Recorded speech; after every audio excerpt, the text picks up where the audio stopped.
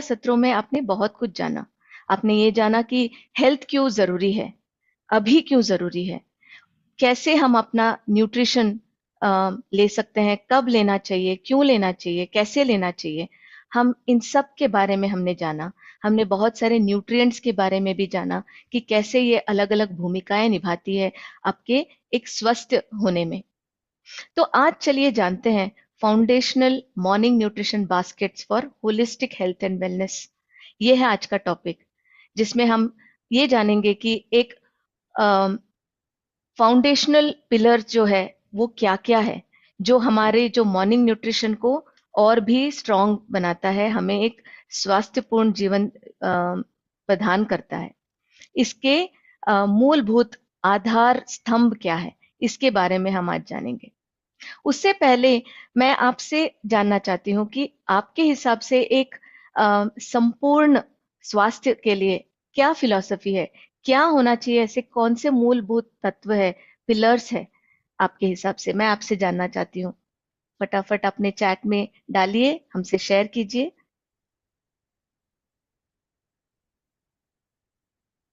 क्योंकि अभी तक आपने बहुत कुछ जाना है और मुझे बहुत ही यकीन है कि आप लोगों को इसके बारे में ऑलरेडी बहुत कुछ ज्ञात है।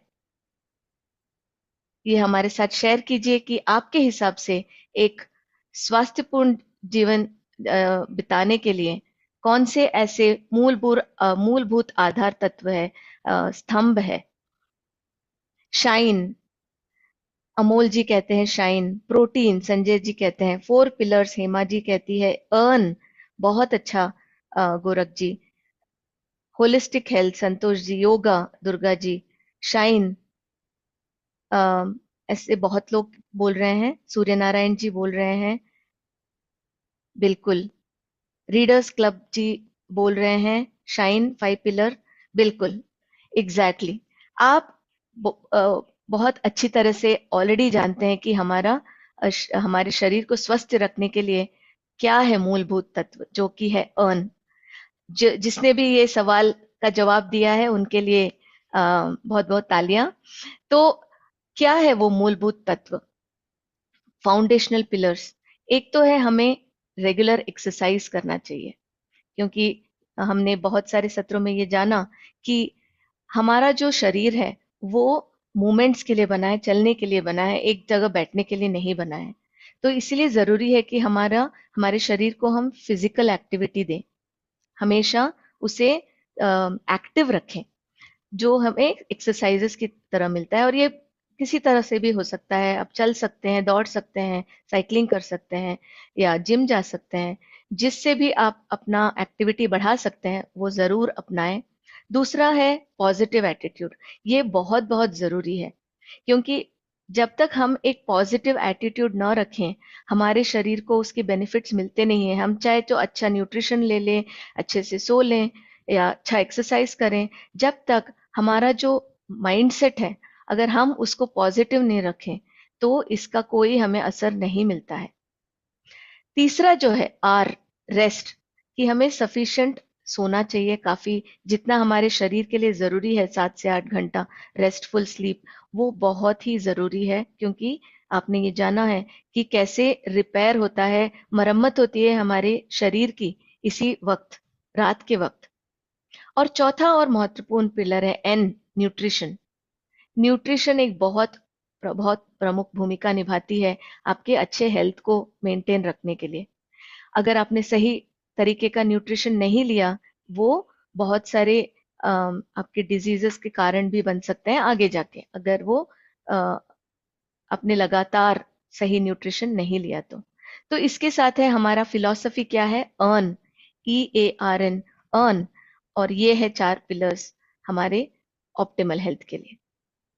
अब चलिए जानते हैं न्यूट्रिशन, फर्दर उस पे गोता लगाते हैं कि देखते हैं कि न्यूट्रिशन के जो फाउंडेशनल पिलर है, उसके जो आधार स्तंभ है वो क्या है। सबसे पहले आता है गट हेल्थ। गट हेल्थ जो है अगर सही रहता है तो हम जो भी खाना खाते हैं वो सही तरीके से हमारे शरीर तक पहुंचता है, हमारा शरीर उसका सेवन कर पाता है। इसीलिए सबसे इम्पोर्टेंट बात है कि हम अपने गट को सही सलामत रखें, उसका उसका ख्याल रखें। और उसके लिए, और उसमें जो बहुत सारे जो कीटाणु हैं, जो अच्छे और बुरे कीटाणु हैं, उसका जो एक बैलेंस बनाए रखना वो बहुत जरूरी है। क्योंकि वो भी ऐसे बहुत सारे तत्व हमारे शरीर को प्रदान करते हैं, जो कि हमारे शरीर के लिए बहुत ही महत्वपूर्ण है, बहुत सारी महत्वपूर्ण भूमिकाएं निभाती है।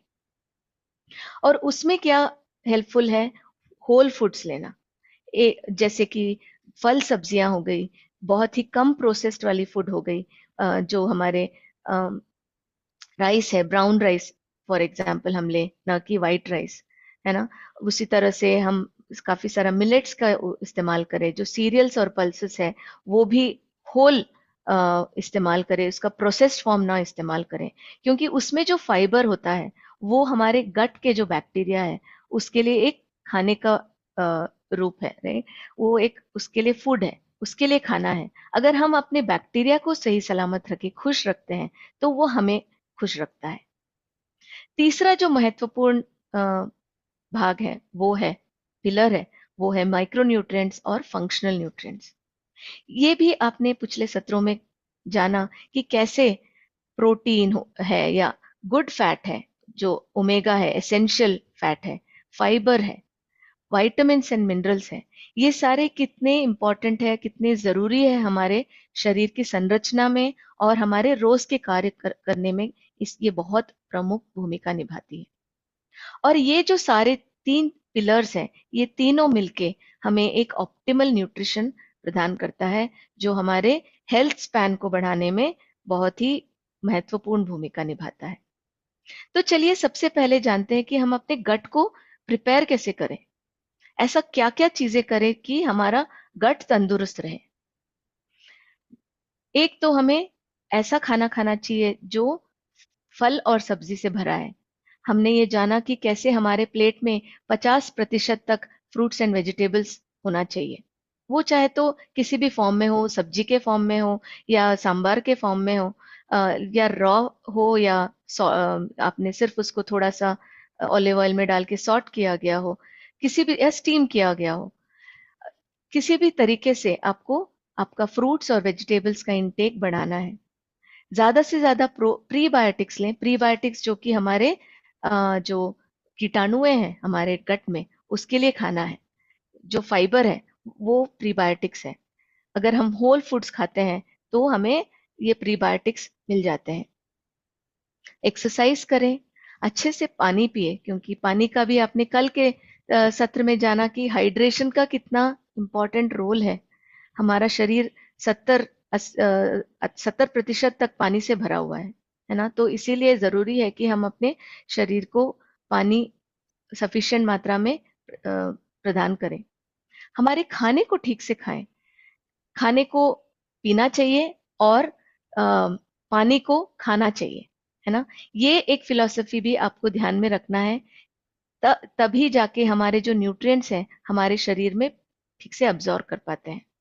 स्ट्रेस को मिनिमल बनाए रखें, इसके लिए बहुत सारे हमने मेथड्स भी बताए हैं। मेडिटेशन करें, डीप ब्रीथिंग करें, एक्सरसाइज करें, या जो भी चीज आपको खुशी प्रदान करती है, जो जो आपको स्ट्रेस रिलीफ करती है। किसी को शायद पढ़ने की चेष्टा होती है, या किसी को गाने की चेष्टा होती है।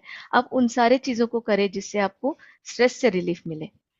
क्योंकि स्ट्रेस एक बहुत इंपॉर्टेंट भूमिका निभाती है हमारे गट हेल्थ पे भी। ये आपने जाना कि कैसे हमारा जो मस्तिष्क और गट है एक दूसरे से बातें करती हैं, एक दूसरे से कनेक्टेड है। तो इसीलिए हमें ध्यान रखना है कि हम स्ट्रेस को कम करें। फाइबर रिच फूड लें, जो मैंने बताया, प्रीबायोटिक्स। हमारे खाने में हमें सब ज्यादा से ज्यादा फाइबर की इंपॉर्टेंस बढ़ानी है, ज्यादा से ज्यादा इनकॉर्पोरेट करना है। और हमें ये नहीं मिलती प्रोसेस फूड खाने से। अच्छे से सोएं।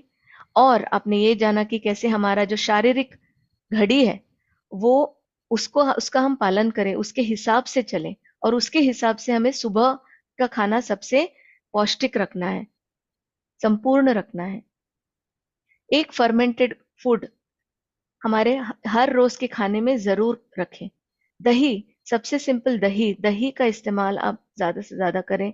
हर रोज करें, क्योंकि उसमें भी एक अच्छे कीटाणु होते हैं जो कि हमारे शरीर में पाए जाने वाले कीटाणुओं के दोस्त होते हैं। आप न्यूट्रिएंट डेंस खाना खाएं, ना कि कैलोरी डेंस। ये इसके बारे में भी आपने जाना। आप प्लांट बेस्ड फूड खाएं, जैसे आप डॉक्टर श्याम ने बोला कि कैसे प्लांट बेस्ड फूड, रिसर्च भी हमें बताते हैं, कितने सारे संशोधन हमें बताते हैं कि प्लांट बेस्ड फूड ज्यादा से ज्यादा खाने से हमारे शरीर को उससे फायदा मिलता है। और सोने के 2 घंटे पहले हम खाना खाएं। ये सारी चीजें अगर आप कर लें तो आपका जो गट है सबसे खुश रहता है। अगर आपका गट खुश है तो आप वो हमें हमारे पूरे शरीर को खुश रखता है, सही सलामत रखता है। और क्या ना करें, ये जरूर याद रखिए कि जो भी सफेद है वो हमारे शरीर के लिए अच्छा नहीं है। एक तो शुगर है, सॉल्ट है, और प्रोसेस्ड राइस है जो कि बहुत पॉलिश्ड राइस है, या मैदा है जो जंक फूड में भी पाया जाता है। इन चीजों से आप दूर रहे या कम से कम मात्रा में उसका इस्तेमाल करें। स्मोकिंग, धूम्रपान या मद्यपान से दूर रहें, इससे भी हमारे गट हेल्थ पे बहुत बुरा असर पड़ता है। स्पाइसी खाना कम खाएं, क्योंकि इससे भी बहुत ज्यादा हम तीखा खाना खाते हैं तो भी हमारे गट के लिए ये सही नहीं है, उसे भी लिमिट करना चाहिए। हमारा जो कॉफी टी का इंटेक है जिससे हमें कैफीन मिलता है, उससे भी हमें थोड़ा सा परहेज रखना चाहिए, कम से कम मात्रा में लेना चाहिए। अगर बिल्कुल ना ले तो भी अच्छा है, हमारा गट उसे मिस नहीं करेगा, आप और खुश रह सकते हैं। प्रोसेस्ड फूड कम खाएं, कैलोरी डेंस फूड खाएं, कम खाएं, जैसे मैंने बताया। एनिमल बेस्ड फूड को कम से कम रखें। ये भी हमने ब्लू जोन, अगर याद है आप लोगों को, उस और डॉक्टर श्याम ने भी अभी अच्छा सा एक स्टडी के बारे में बताया, इतने बड़े स्टडी के बारे में, अगर ये चीजें आपको याद रहें तो आप उससे जान सकते हैं कि कैसे प्लांट फॉरवर्ड फूड, अगर हमारे खाने में 95 से 100% मात्रा में भी प्लांट बेस्ड फूड है तो हमारे गट को वही पसंद है। हम स्क्रीन के सामने खाना ना खाएं, क्योंकि हम फिर माइंडफुल नहीं रहते, हमें नहीं पता होता है कि हम खा क्या रहे हैं। डेयरी फूड को थोड़ा सा कम करें, या पूरा बंद कर दे तो भी अच्छा है, लेकिन वो शायद मुश्किल है, तो एटलीस्ट कम कर दें।